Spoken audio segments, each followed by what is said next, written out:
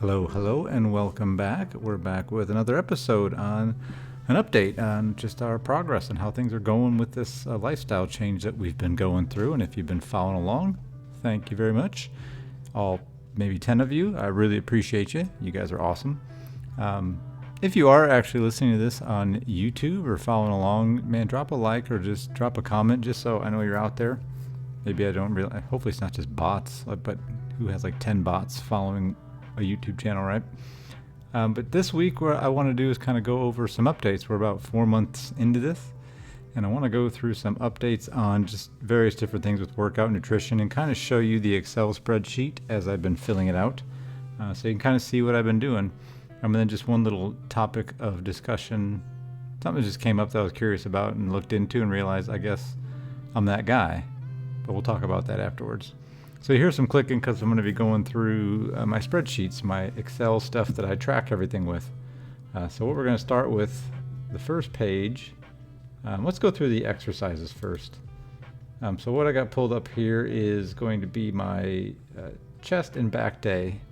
So this exercise, how I've got it laid out, I started doing everyday charting, but then that just got to be really tedious. And with my job, I got to do a lot of paperwork. I didn't want to do a lot of paperwork with my exercises too. So how I have it set up, on the left-hand side there, you can see that when I started these exercises, that is my first day. I'm going to move my chair. Sorry if it sounds funky, just so I can see things better. So yeah, as you can see on the left-hand side is day one. So when I started working out back January 1, this was kind of what my exercises look like with my weights, my sets, my reps. What reps and reserves are is I try to work to failure as much as I can, meaning you can't do any more repetitions. But reps and reserves is like I say, if I stopped at 15, but man, I felt like I could have done 4 more, but I stopped at 15. I racked the weight at 15. I put 4 in reserve. It's subjective, but I feel like I could have done 4 more. When you see 0, that means I could not do another repetition. I was done. That means failure. So I'm trying to work as close to failure as I can. So that's kind of what that's looking at. So you look at chest and back. My bench press has increased significantly on both just regular old-fashioned bench press plus the incline bench. All that's gone up. So really I've made some pretty good progress with strength on all of that. The only thing really to note, really nothing to note, machine pull-ups is kind of like an assisted one, so lower numbers are better there. It just unweights you, so I'm only unweighting myself 36 pounds now versus 72 when I started. Still can't, I can do a pull-up, but I can't do repetitions of pull-ups, so that's why I'm still doing it that way.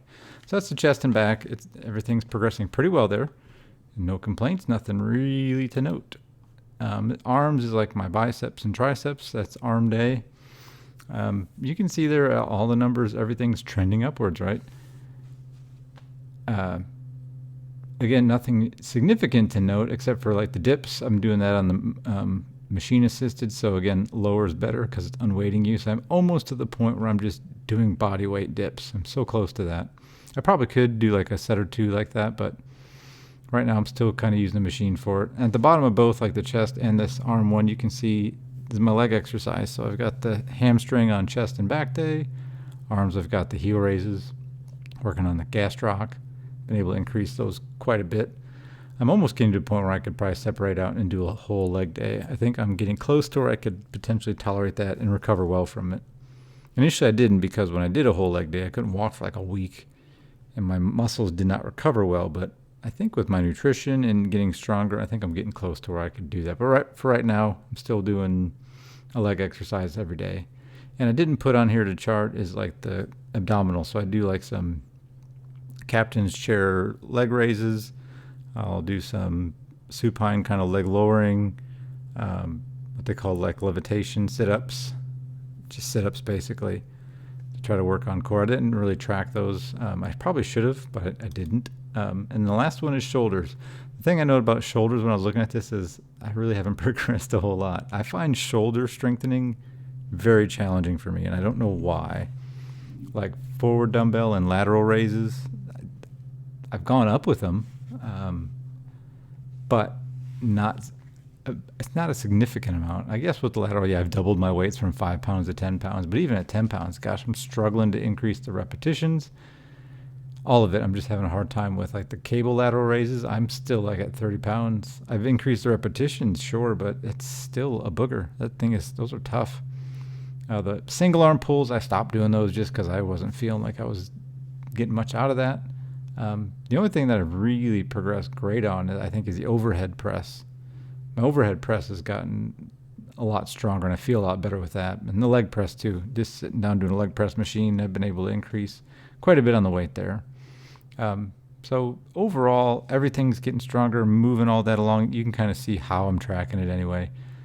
But yeah, shoulders are rough. Everything else is doing good, but that's just kind of the strength training update. And you can go back and forth in this video, and you can kind of see the exercises I've chose to do and fill my time with. The gym sessions are usually about 70 to 80 minutes from warm up to exercises to leaving, which is sometimes a 10 to 15 minute sauna session at the end too. So I get all that done in about 70, 80 minutes. So that's the workout side of things. On the nutrition side, this sheet, it doesn't all fit on one page here. I have to scroll a little bit, but this is kind of my nutrition and calorie tracker.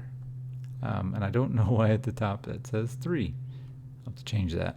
But yeah, so the food tracker, what this looks like at the left-hand side is all the foods I commonly eat on a daily basis. So from breakfast, lunch, and dinner. I'll try to get a separate picture of all the dinner. So what I've done is as I eat stuff, I jot down the calorie content, the protein content, the fat content, and the carb content. And that way it's all here. I don't have to look back at it constantly. And then when I eat throughout the day, on the right-hand side, you'll see the daily tracker. So as I'm eating throughout the day and towards the end of the day, I'll start just plugging in everything I've eaten in the numbers. And then my exercise will be how many calories I burned with my exercise that day. And then at the bottom, it'll shoot down a total number of my total for what I ate. And then I go ahead and plug that up in the weekly tracker. So you kind of see up above the weekly tracker, I plug that in on the day, and then it gives me some totals of how many calories I've burned versus how many I've eaten. And on the right-hand side is my weekly totals, how much I ate. So it kind of just gives me a snapshot of, okay, how did I do for the week? I had this really bad day where maybe we went out to eat, or maybe I just had a day where I kind of splurged a little bit and blew it up. But overall, I can look at it and say, yeah, I still salvaged the week and made it look pretty good. Which you can see on the weekly's calories burned. Yeah, I put in my exercises, but then the BMR is just your base metabolic rate. That's just how many calories you burn existing. There's formulas for that with your age, height, weight, and your sex. And then you put it in the formula and it spits out a number. I took that number and then I dropped it down a little bit just to I want to push my weight down still.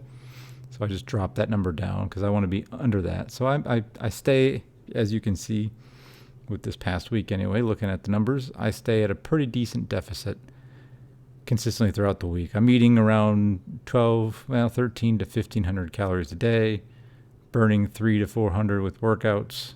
I'm staying at a deficit of anywhere from 500 to 700 every day, which is good. That puts me at a weekly deficit, of well over a pound roughly.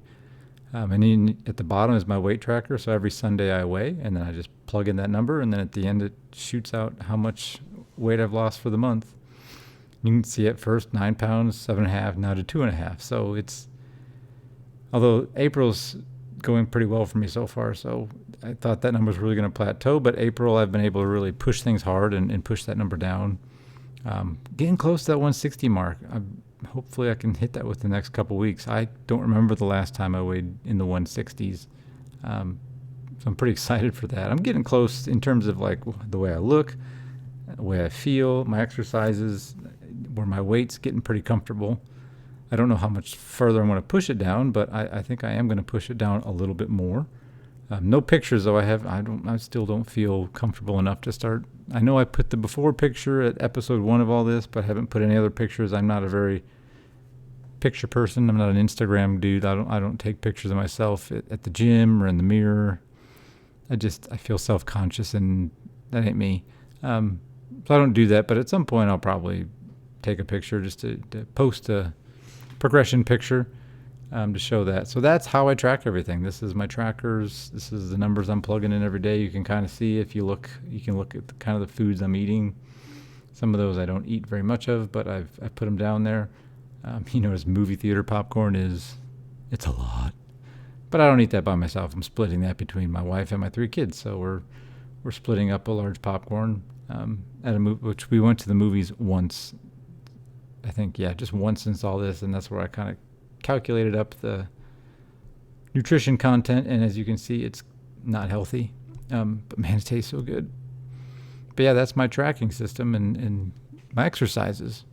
So things are going good. As you can kind of see, things are moving in the direction and progressing towards my goals. So all happy there.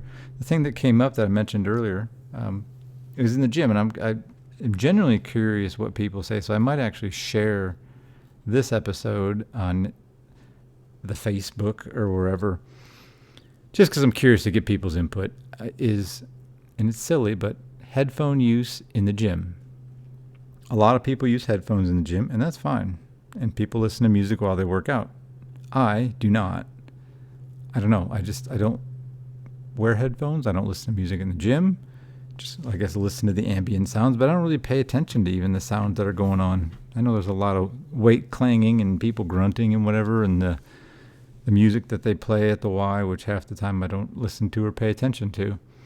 I guess I'm just in my own head, my own space when I'm working out, and I kind of like it that way. But, somebody mentioned to me, he's like, I don't know how you do it without headphones and how you don't listen to music. And then you start looking into it, and he's like, yeah, you see all these memes about the people that do that, and they're psycho, or people think they're psycho. I'm like, yeah, I don't. And then I was like, really, is that kind of a thing? And I looked up online and was checking different things, and I see different Reddit posts about people that don't use headphones and listen to music in the gym are psychopaths. Like, for real, you're psycho. How do you do it? It's just unreal. And it's simple. What do you mean psychopath? So I'm curious what other people think about that. I understand the reason why you would want to listen. Sorry, my headphones just came unplugged. I understand why you would want to listen to music, just to kind of put you in a mood and kind of get you focused and fired up for an exercise. But I'm in my head, and I'm internally motivating and just kind of in my own headspace. I don't know. I kind of like that. Does that make me a psychopath? Maybe. Comment below if I'm a psychopath. I'll get this will be the only video I get comments on, probably. But yeah, I was just curious about that. Where people stood. Let me get my grammar correct. Where people stand on headphones in the gym. If you see somebody without headphones, you're like, that person's crazy. What are they doing? And if that's the case, that's me. So I'm psycho. Thanks for listening. Hope you have a good rest of your day.